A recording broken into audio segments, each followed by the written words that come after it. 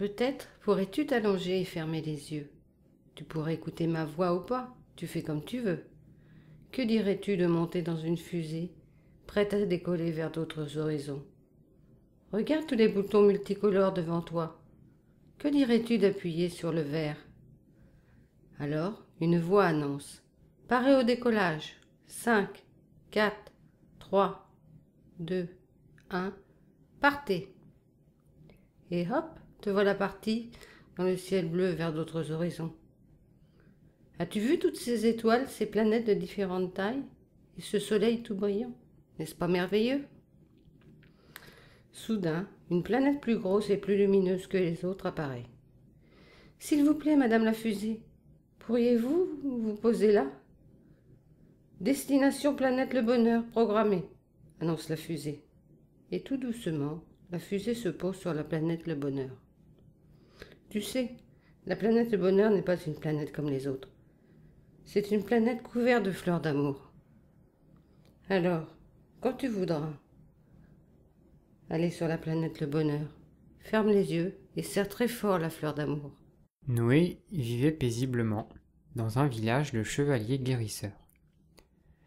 Il avait 4 poules qui ressemblaient à des aigles courageux. Mais Noé était souvent seul, car même si ses parents l'aimaient, ils avaient été obligés de partir loin. Il savait que le meilleur d'eux serait toujours dans son cœur, mais il lui manquait parfois. Heureusement, avant de partir, son joyeux papa lui avait appris une formule magique pour être heureux et confiant. Et sa maman, par les histoires qu'elle lui racontait, lui avait fait comprendre que le héros trouve toujours une solution. Un soir, alors qu'il faisait nuit, Noé entendit un bruit, et il eut très peur. Mais il se rappela de la formule magique préférée de son papa, qui lui permettait de guérir les cœurs blessés. Tu es beau, tu es aimé, tu as de l'importance, tu fais une différence dans ce monde. Puis vint celle de sa maman. Chaque instant est unique et me donne des solutions pour vivre en paix, en sécurité et en bonne santé. Alors que son cœur s'emplissait d'amour et de joie, grâce à ses pensées positives, sa peur s'éloigna, comme les nuages chassés par le vent. Depuis ce jour, Noé est aimé de nombreux êtres et se sent en sécurité, en paix et en bonne santé dans le présent. Je crois même qu'il est devenu à son tour un chevalier aux formules magiques. Il était une fois un train. Ce train traversait des paysages magnifiques. On les voyait se dérouler à travers les larges fenêtres, et cela incitait au rêve, à l'évasion. Nombreux étaient les voyageurs de différentes contrées qui y montaient ou descendaient, suivant leurs origines et destinations. On pouvait y rester dormir, y passer des heures, des minutes ou quelques secondes quand on s'apercevait qu'on s'était trompé de train.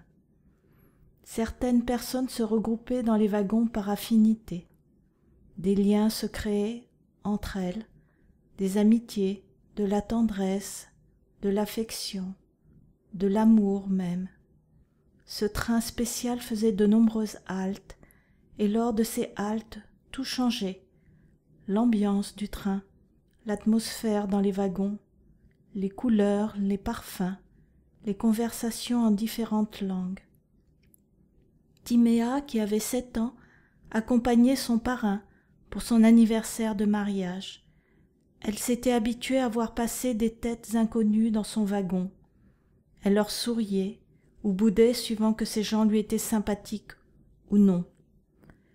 Puis un jour, Égéa, une jeune fille qui avait 2 fois son âge, monta dans son wagon.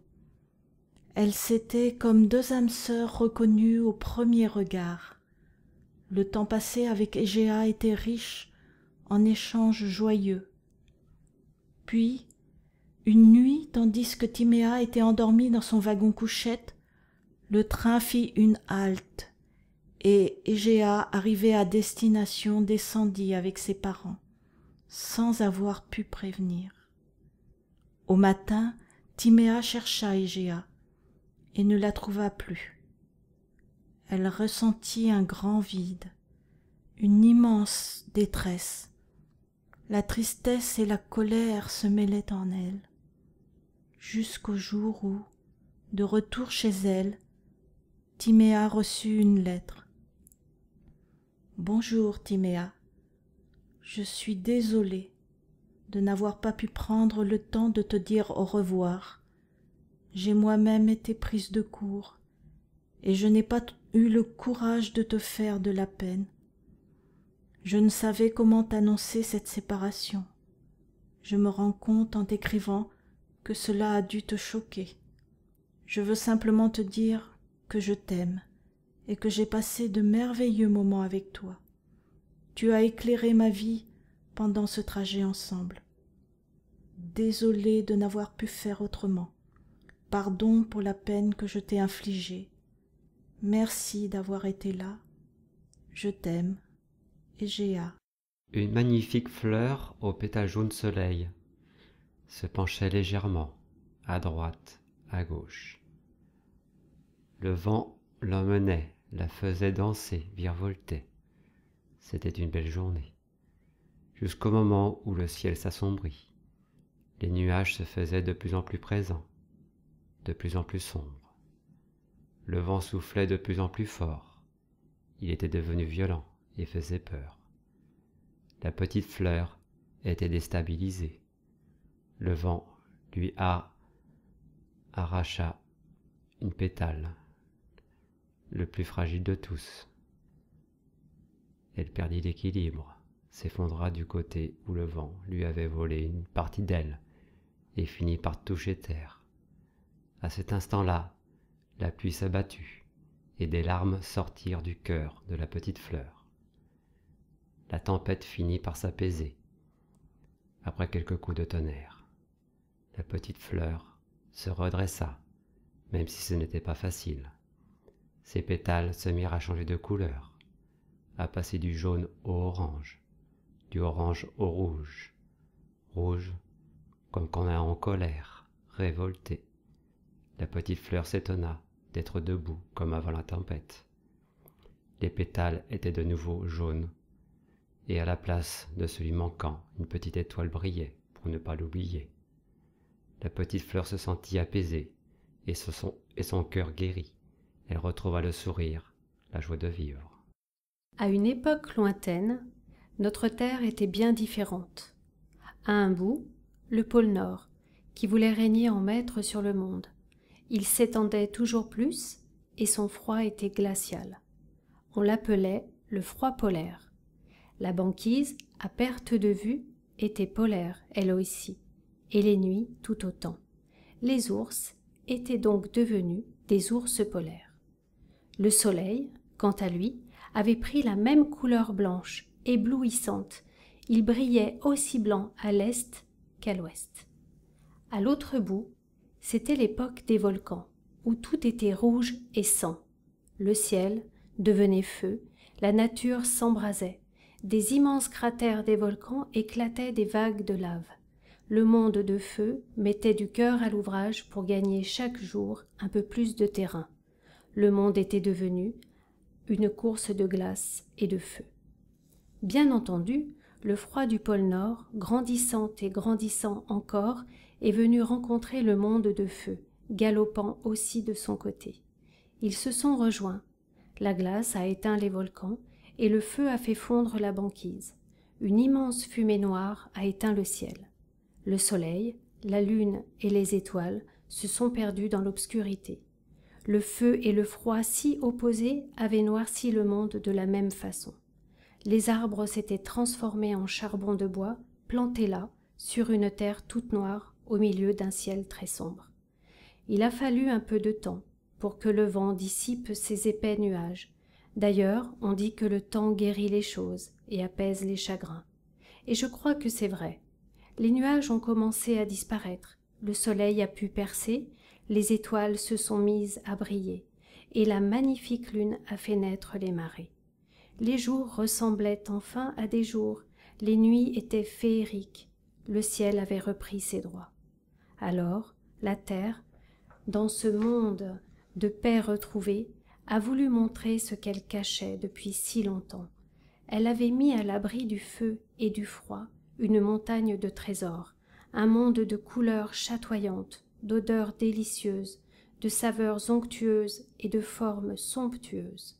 Elle avait une telle revanche à prendre, une revanche sur la vie. D'ailleurs, depuis cette époque, la terre s'illumine toujours un peu plus, à cause du temps perdu.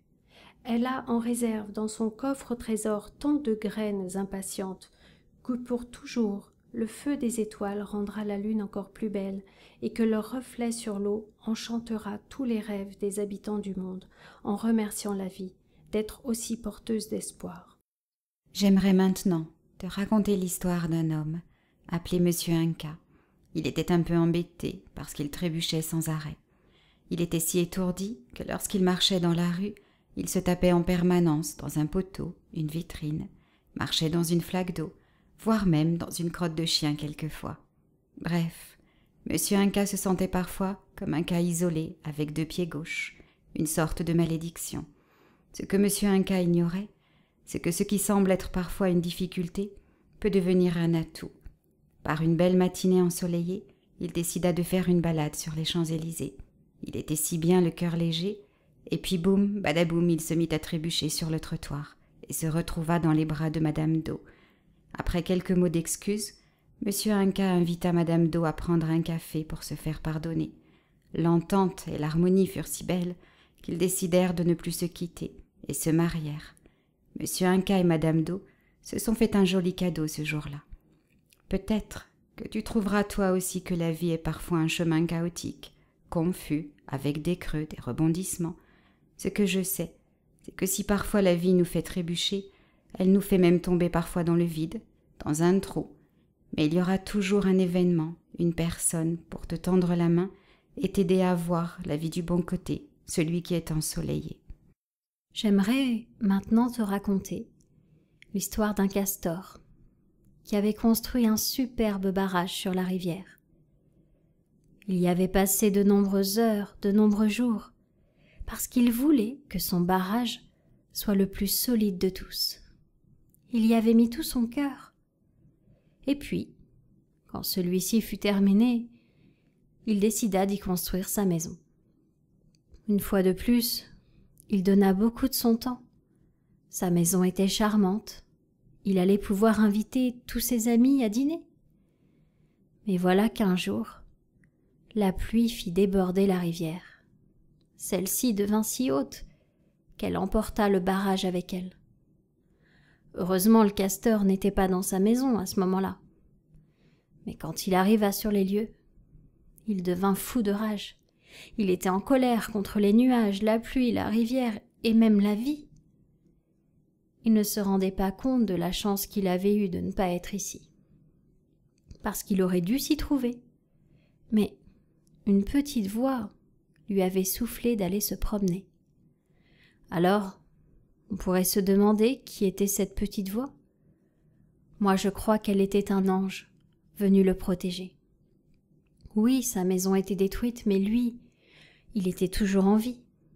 Il pouvait être heureux d'être en vie, parce qu'il avait toute la vie maintenant devant lui pour reconstruire une maison plus solide et plus belle encore.